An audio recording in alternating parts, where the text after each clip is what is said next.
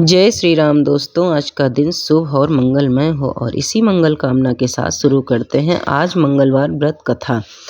आज मंगलवार के दिन हनुमान जी की आराधना उत्तम मानी गई है। आज के दिन व्रत रखते हुए हनुमान जी की पूजा करनी चाहिए।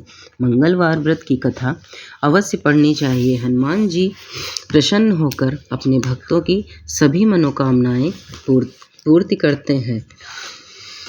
बल बुद्धि विद्या के दाता राम भक्त हनुमान जी अतुलित बलशाली हैं। सभी गुणों से युक्त वानरों में श्रेष्ठ शिरोमणि हैं।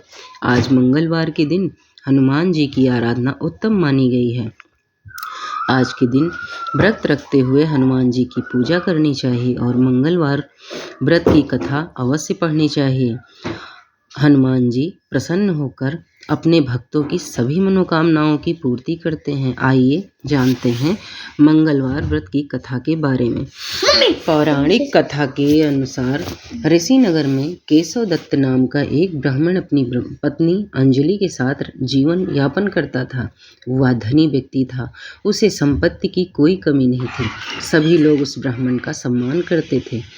हालांकि उसे एक बात की पीड़ा थी कि उसे कोई संतान नहीं है। केशव दत्त तथा अंजलि हनुमान जी की आराधना करते थे। वे दोनों मंगलवार का व्रत विधि पूर्वक करते थे। ऐसा करते हुए उन्हें कई वर्ष बीत गए, लेकिन उन दोनों की संतान प्राप्ति की इच्छा अभी पूर्ण नहीं हुई थी। एक साल केशव दत्त राम भक्त हनुमान जी की आराधना करने जंगल की ओर चला गया। अंजलि घर पर ही रहकर हनुमान जी की पूजा किया करती थी और हर मंगलवार को व्रत रखा करती थी। ब्राह्मण दंपति संतान प्राप्ति के लिए नियम पूर्वक मंगलवार का व्रत रखते थे। एक दिन मंगलवार को अंजलि किसी कारणवश हनुमान जी को भोग नहीं लगा पाई। उसने व्रत रखा था।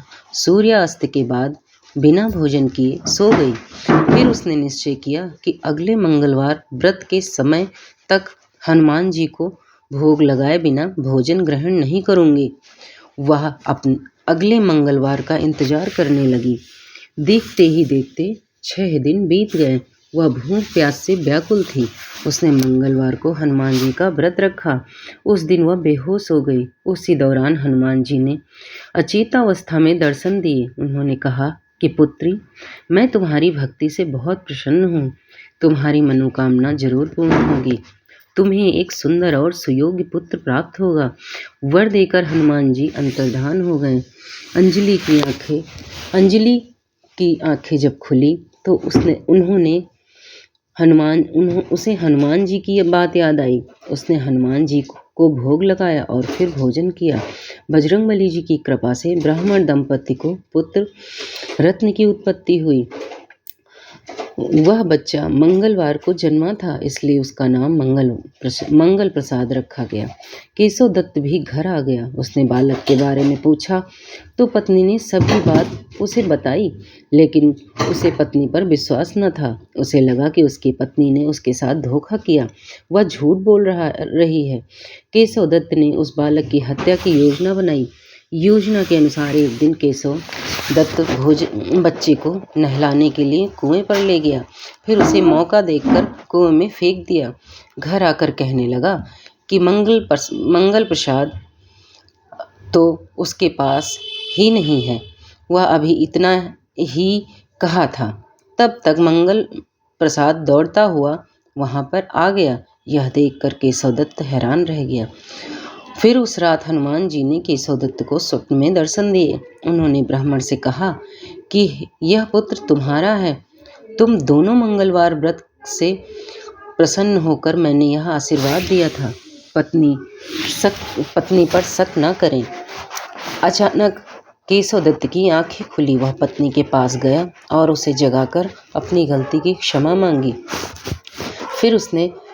फिर अपने स्वप्न की बात बताई। उसके बाद केशव दत्त ने अपने बेटे मंगल प्रसाद को गले से लगा लिया। इसके बाद ब्राह्मण दंपति सुखपूर्वक रहने लगे और बेटे मंगल का भरण पोषण करने लगे। इस प्रकार जो भी मंगलवार का व्रत रखता है और मंगलवार की व्रत कथा सुनता या पढ़ता है, उसे हनुमान जी की कृपा प्राप्ति होती है।